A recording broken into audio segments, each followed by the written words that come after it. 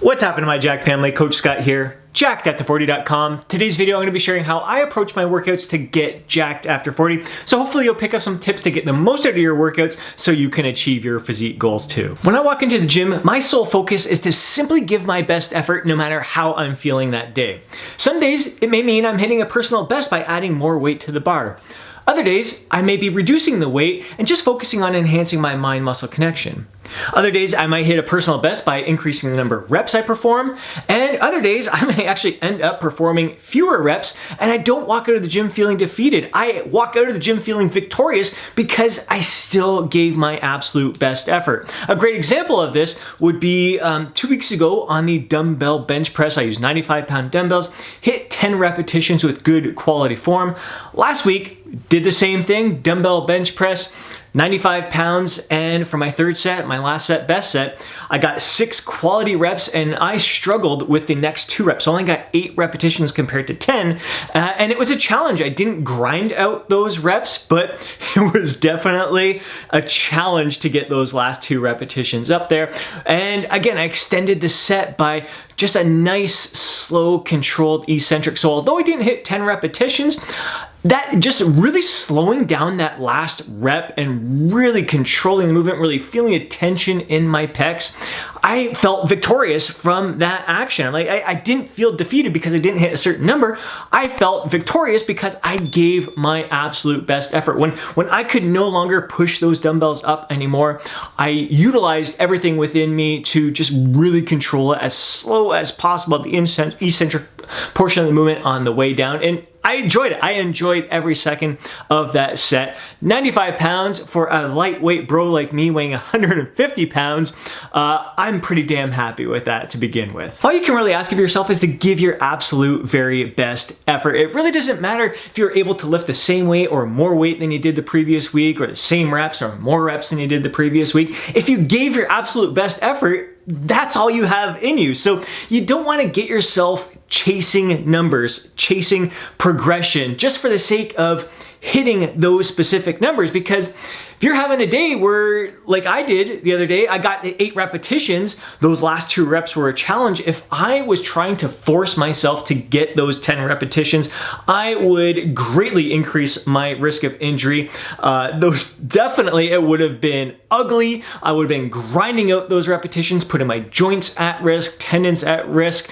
It just would have been sloppy. It would have been trying to try to bring in other supporting muscles in order to help lift that up. And it's just not worth it.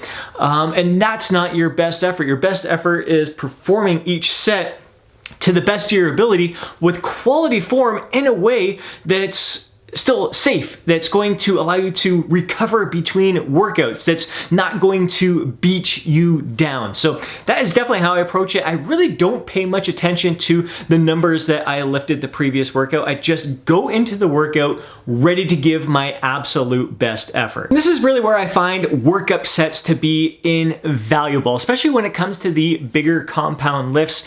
Again, I don't have to look at the numbers that I lifted the week before when it comes to, let's say, the bench press, for example. I start with just the bar, do a few repetitions there, throw on a couple 45s, do a few warm-up reps there, throw on some 25s, do like 2-3 reps there, get a feel for the weight. And after a few workup sets, as I'm approaching my working sets, the weight that I would typically lift for, let's say, 6 to 8 repetitions, I get a feel for it. I'm like, I'm feeling strong today. I think this is a day where I'm going to be able to push it a little bit further. So you have a good idea with those workup sets of what your actual working weight is going to be, rather than just looking at what you did last week and go, this is the weight I have to lift. It doesn't have to be that way. Go with how you're feeling for that particular workout. And there's so many factors that can influence how you're feeling during that workout and how well you're going to perform for that workout. I find the biggest factor is your sleep, how well you slept the night before, or if you've had a couple days in a row of not so good sleep, that can have a dramatic impact on your strength, your stamina, just your mental focus, your mental clarity during your workout as well, how much you're able to give of yourself to each and every set. So that is huge. Again, nutrition, how well you've eaten throughout the day. If you kind of delayed meals or you missed a meal, you may not have the energy or strength to perform your best during that workout. Stress is another one. If you've had a rough day at work, not only could the stress of the situation have an impact on your training session, but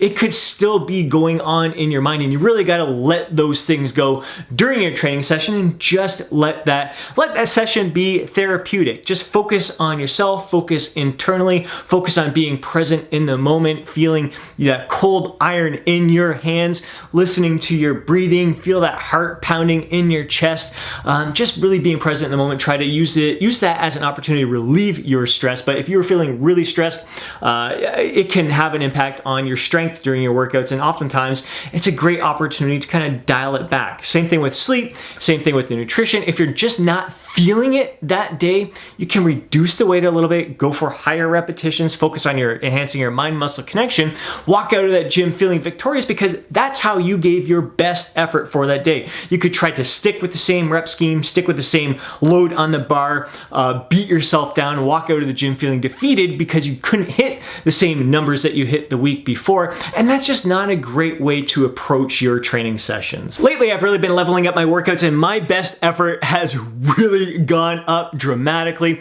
One thing I find I have been doing a lot of lately is finishing a lot of my sets with partial reps. Now, when it comes to the bigger compound movements, I'm definitely not going to be able to do that on something like the bench press or a squat or even a leg press, but something like maybe a machine chest press, maybe a pull down. Last set, best set, on the bigger compound movements, I may finish off by I do a full repetition, and rather than trying to, I know I'm not going to get a complete rep with good quality form, rather than trying to grind out that last rep, I'm just going to push it a little bit, push it as far as I can, get to that sticking point, and then drop it. So a nice partial rep, that just shows me like, I don't have any more in me. I don't want to grind it out and put myself at risk, but I also don't want to sell myself short and stop at the end there. So just that extra little partial rep, it gives me just that extra little bit of push, and it's a trigger in my mind that says, you know what, that was definitely your absolute best. When it comes to isolation exercises, I will do partial reps on just about every set. Sometimes not the first set, I just get a feel for the movement on that first working set, but the second and third set, I will do each of those with some partial reps at the end, and maybe even multiple partial reps. So maybe something like the lateral raise.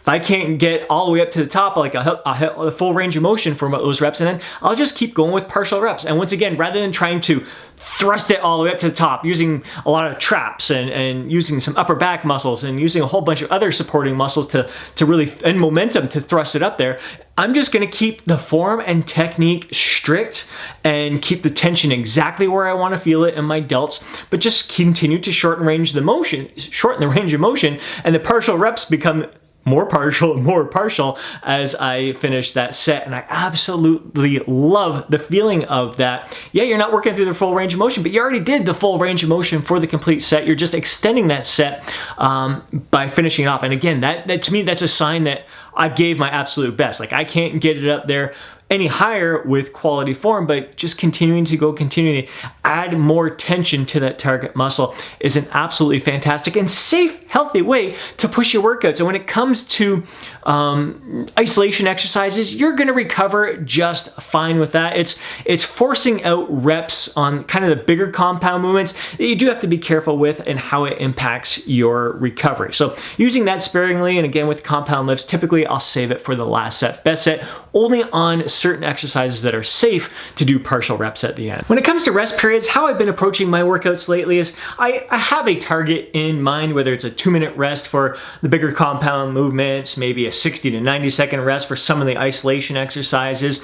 I don't go by the stopwatch anymore. In the past, when I was really super focused on progression, I was by the second, really making sure that the only way I knew I was going to progress on that exercise is if I kept everything consistent across the board, and keeping the rest period was important for that consistency to know if, hey, the reason I got an extra rep wasn't because I rested an additional minute. So it was a form of consistency in the past, but nowadays I don't overly pay attention to that. It's in the ballpark area of a 2-minute rest or a 90-second rest or a 60-second rest, but I'm not looking at my watch. I go when I'm ready to go. I want to make sure I'm recovered enough to give my best effort to that set. It's not like I'm sitting there texting and I'm waiting 5 minutes between sets. It's still relatively close, but I don't stress over the exact rest period. I just kind of listen to my body. When I'm ready to go, I'm gonna get at it. The only difference is if I'm intentionally reducing the rest periods. Maybe I'm intentionally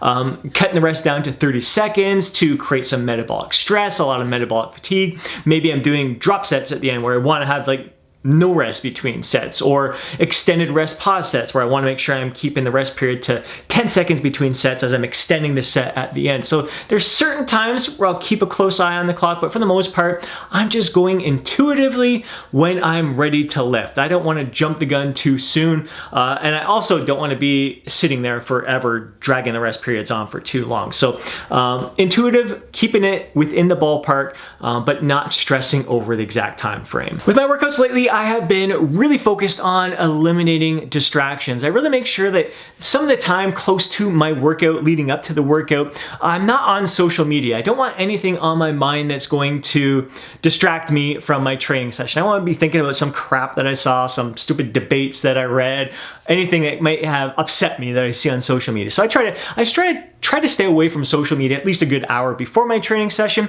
and I don't get on it during my workout. I use my phone for listening to music, to get me fired up, to get me focused, to help me give my best effort to the training session. If I'm between sets on social media, again, opportunity for distraction, opportunity to get myself worked up, and I don't want that. This is my time in the gym. It's focused time. It's a time to be present in the moment and to better myself. There's so much distractions out there. We need that time to relieve our stress and to help better ourselves. So again, eliminating as many distractions as I possibly can during this session so I can focus on the task at hand and giving the best of myself to that session. I think that's important for everything we're doing in life, giving the best of yourself to what you are doing in that very moment. Whether you're having dinner with a friend or your partner and they're talking, you want to be very present in that moment listening to them. So I treat my training session with respect and avoid distractions while I'm training. So in a nutshell, I approach my workouts in a way that challenges myself safely while having an absolute blast in the process. Walking out of that gym feeling invigorated, feeling victorious, feeling confident and proud of what I just experienced. So my advice to you is to not get overly caught up in the numbers and to have an absolute blast in the process of giving your absolute best effort. Hope you enjoyed today's video. If you did, please hit that thumbs up button. I'd really appreciate it. If you want to see more videos like this, be sure to subscribe to the channel. Hit that alert button to stay notified each time I upload a video. If you know a fellow bro who would benefit from watching today's video, do me a favor and share it with them. More than anything, I'd love to hear from you down in the comment section below. Share your thoughts, share your insights, share your feedback and experiences with me. Before you go, don't forget to download your free guide, Jacked After 40. Have yourself an amazing day. I'll catch you in the next video.